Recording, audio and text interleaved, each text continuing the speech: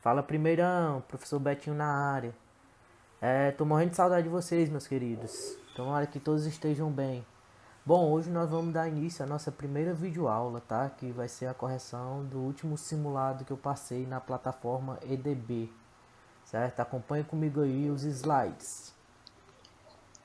Então, pessoal, sem muitas delongas, né? Vamos diretamente às questões. Nessa primeira questão, pessoal, vocês podem observar, né, dois textos, no verbal e não verbal.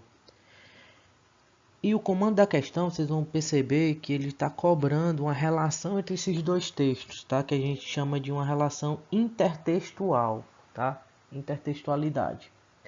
Bom, o primeiro texto trata de uma imagem do Ecout, né? Que é de um índio Tapuia, de 1610 e 1666, tá? E o outro texto é um trecho da carta do Pero Vaz de Caminha ao rei, certo? Que diz o seguinte: a feição deles é serem pardos, maneira de avermelhados, de bons rostos e bons narizes, bem feitos. Andam nus, sem nenhuma cobertura, nem estimam nenhuma coisa cobrir, nem mostrar suas vergonhas.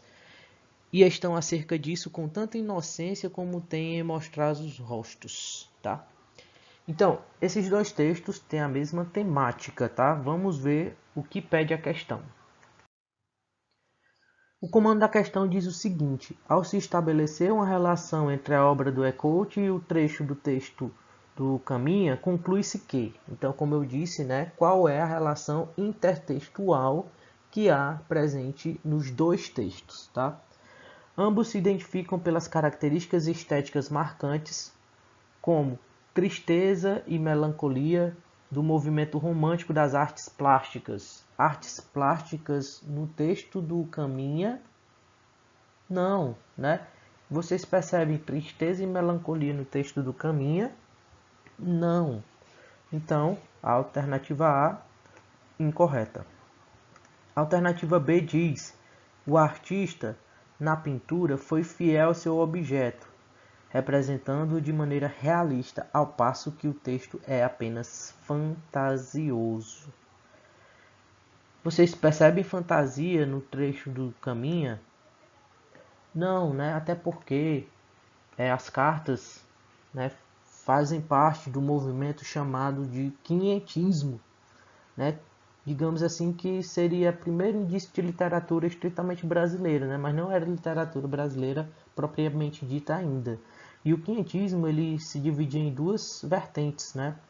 Literatura de formação e literatura de informação. E a literatura de informação que fazem parte essas cartas, né? O intuito delas era manter o rei informado. Então, não tem a menor hipótese de ser um texto fantasioso, tá?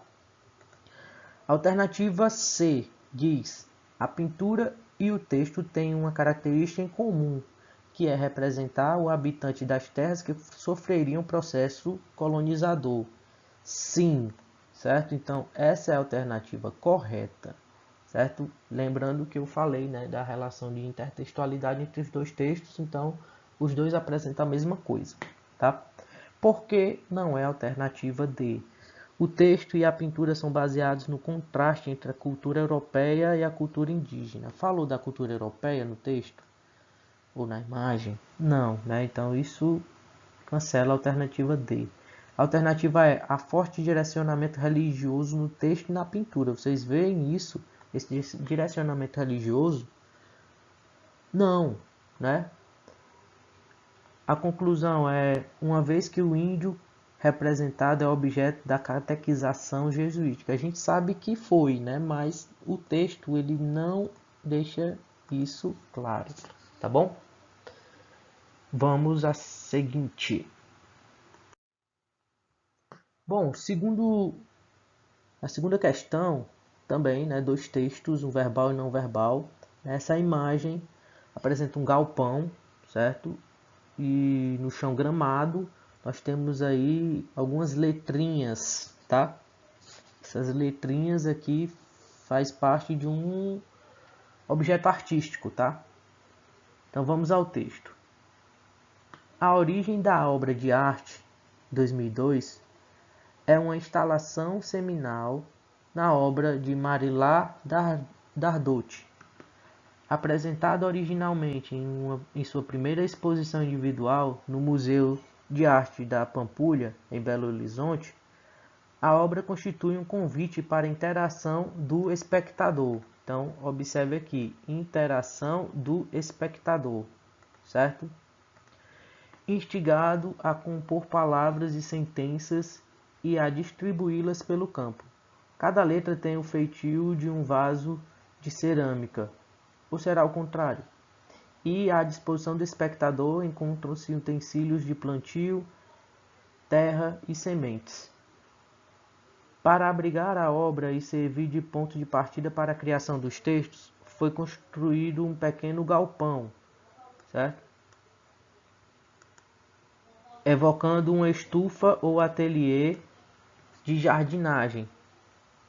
As 1.500 letras vaso foram produzidas pela cerâmica que funciona no Instituto Inhotim, em Minas Gerais, num processo que durou vários meses e contou com a participação de dezenas de mulheres das comunidades do entorno.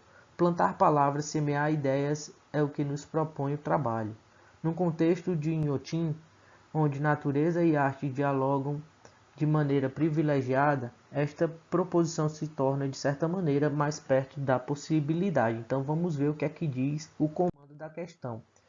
Ele pede, a função, a função da obra de arte como possibilidade de experimentação e de construção pode ser constatada no trabalho de Marilah Dardot. Por quê? Então, essa relação, do artista com o observador, e fazer o observador da obra de arte interagir diretamente com a arte, Então, qual a alternativa correta? O projeto artístico acontece ao ar livre?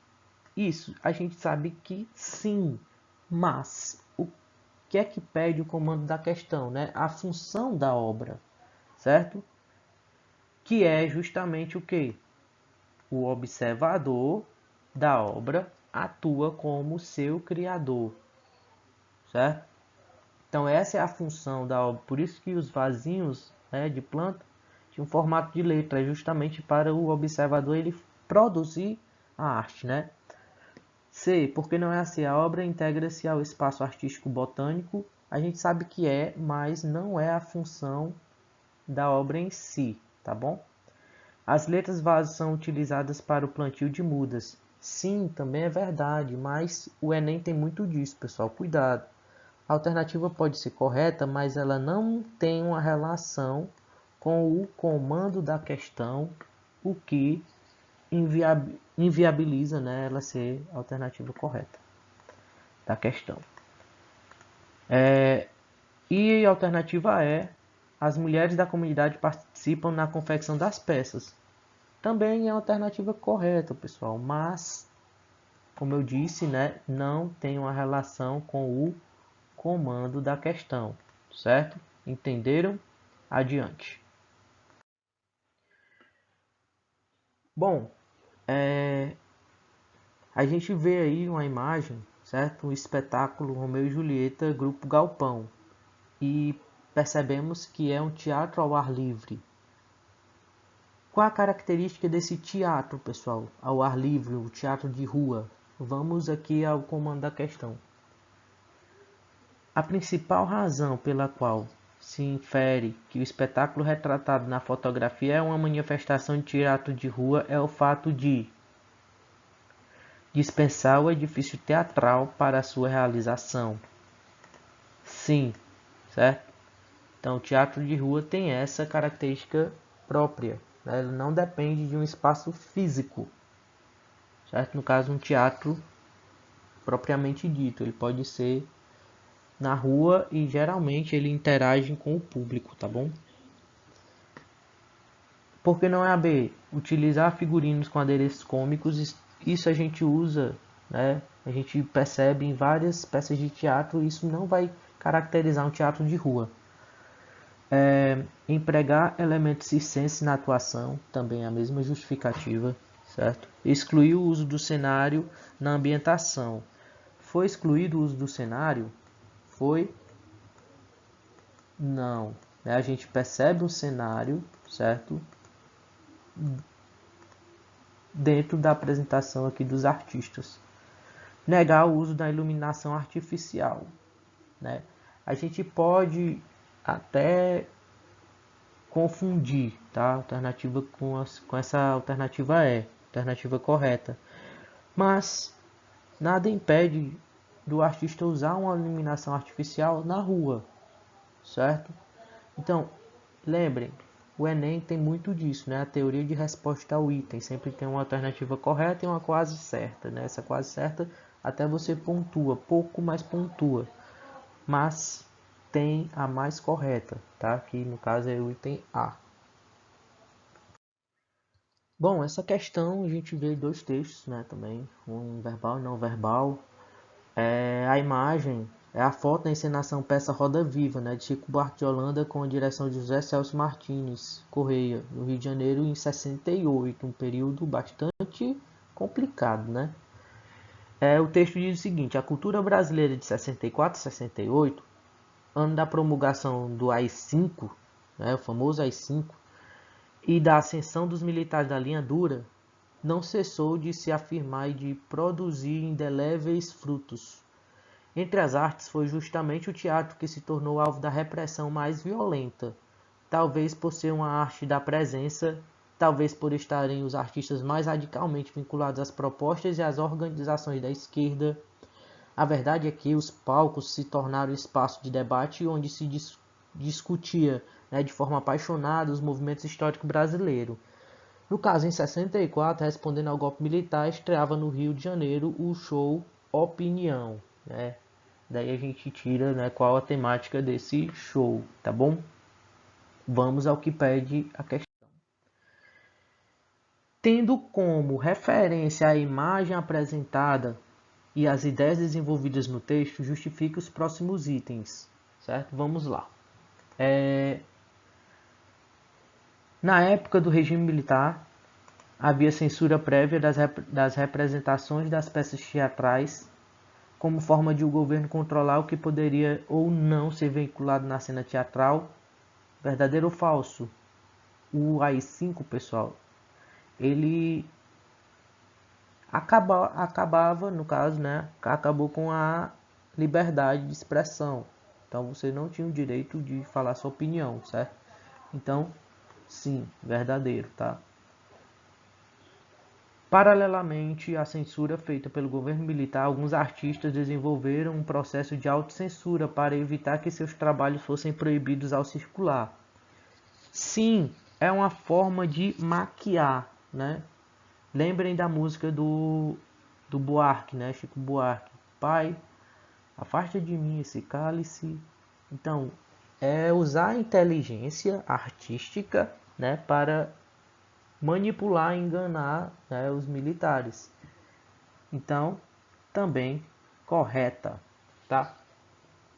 Nas peças teatrais produzidas na época a que se refere o texto, utilizavam-se metáforas para representar diferentes formas de opressão que marcavam a história brasileira. Sim. Então, como eu afirmei, né, os artistas eles usavam diferentes formas para dizer o seu pensamento, né, sem ser claro. E uma ferramenta bastante boa, né, a metáfora, certo? Então entende quem entendeu, como diz, né, entendedores entenderão, certo? E por último, a ação implacável da censura imposta pelo regime militar impediu que os artistas cênicos brasileiros levassem aos palcos espetáculos relevantes no período citado no texto. Então, isso daqui é incorreto, porque se a gente tem a imagem, certo? Se a gente tem a imagem lá do espetáculo, então a gente sabe que ele foi real, tá bom? Então fica VVVE, tá bom? Adiante. Bom, essa questão, né, tem uma figura, né, uma xilogravura, na verdade, de 1938, titulada Day and Night. Tendo como referência a obra apresentada acima, Day and Night, de Mauritius Ster, julgue o item a seguir. Então, sobre a interpretação dessa xilogravura, né, que aqui a gente pode perceber. Nessa obra, Ster, as figuras geométricas em primeiro plano, tá aqui, as figuras geométricas em primeiro plano, tá? Transformam-se gradativamente em figuras concretas. Então, quais são as figuras concretas? Então, a gente percebe aqui os pássaros, tá? Perceptíveis e existentes na natureza, o que corresponde à representação simultânea de formas bidimensionais e tridimensionais no plano de representação visual. Sim, tá? Isso é correto.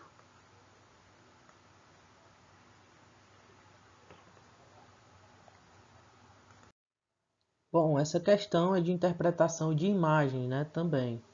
A gente pode ver aqui que é o painel de azulejos da Igreja Nossa Senhora de Fátima de Brasília, de 1958, tá? Uma fachada externa, certo? Então, o que é que ele pede? Tendo como referência a imagem no painel de azulejos, né, desse autor aqui, Atos Bulcão, apresentado acima, no caso, ao lado, tá? Que eu botei a imagem para o lado. Julgue os itens a seguir. O painel de Atos Bulcão ilustrado acima apresenta a repetição ordenada de elementos estilizados, sim ou não? Sim. Ritmo regular? Sim. O que é o ritmo na obra de arte, né? A repetição sequencial de objetos, tá? A gente chama de ritmo, tá? Cores primárias e neutras? Sim.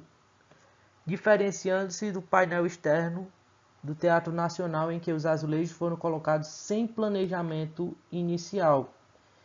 Então, sem planejamento inicial é o que está incorreto nessa afirmação, tá?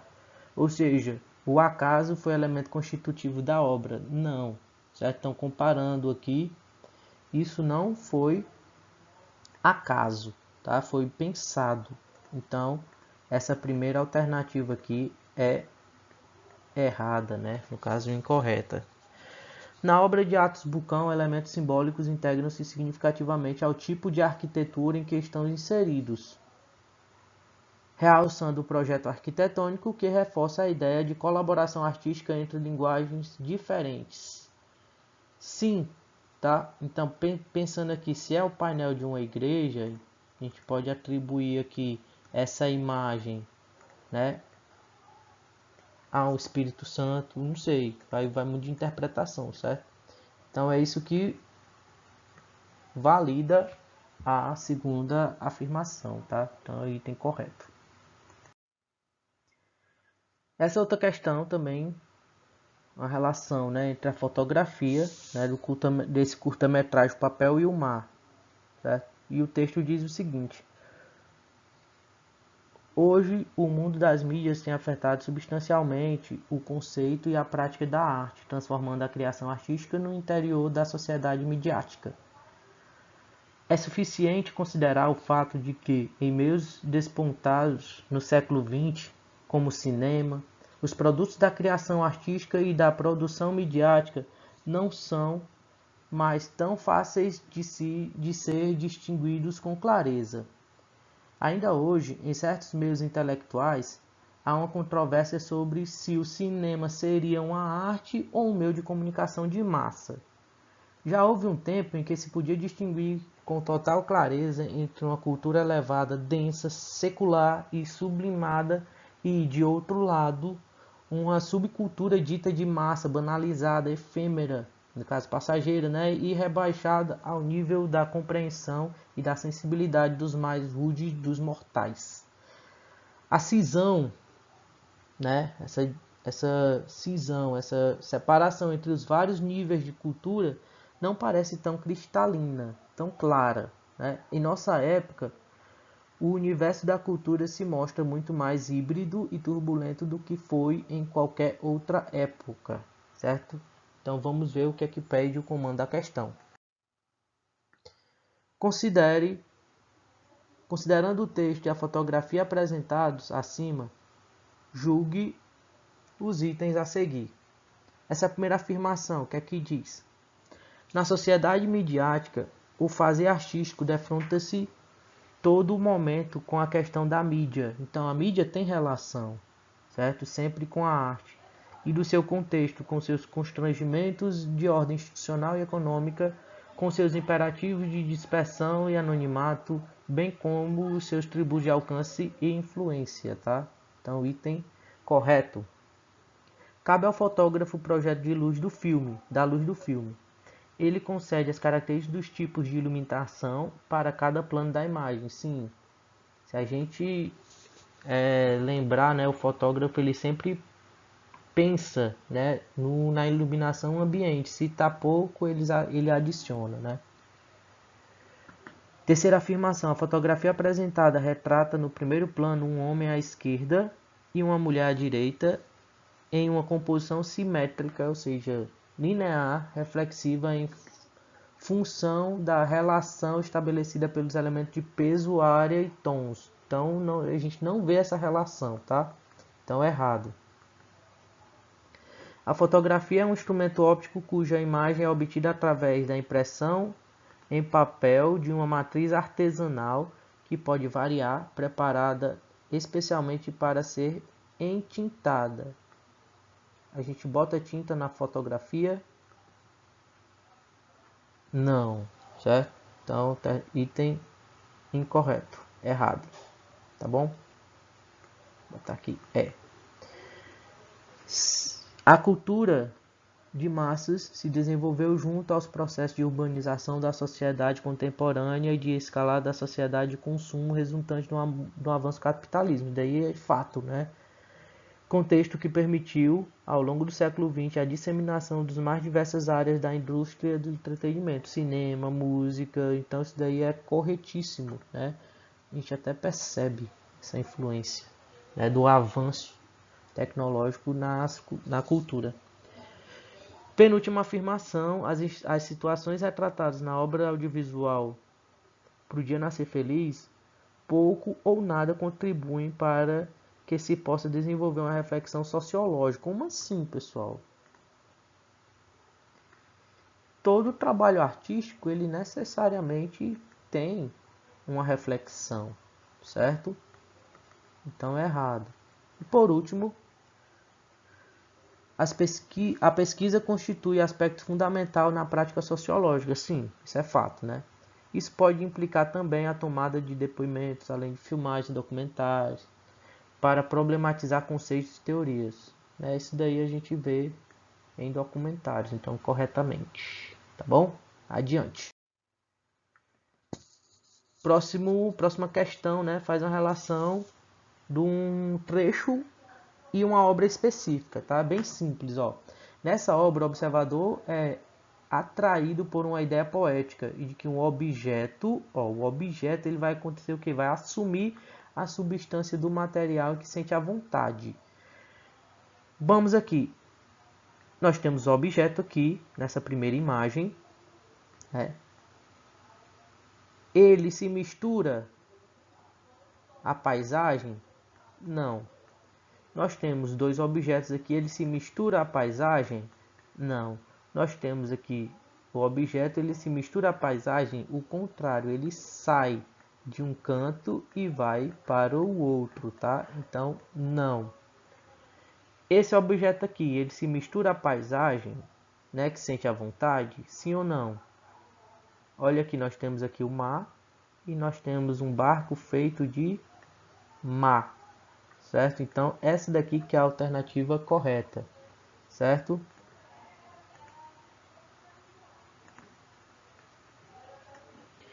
E por que não a cascata? Porque nós vamos perceber aqui que o quadro, que é o objeto, ele é separado. Por mais que no quadro que ele tenha a folhagem parecida, ele está destacando e diferenciando as duas imagens, tá bom?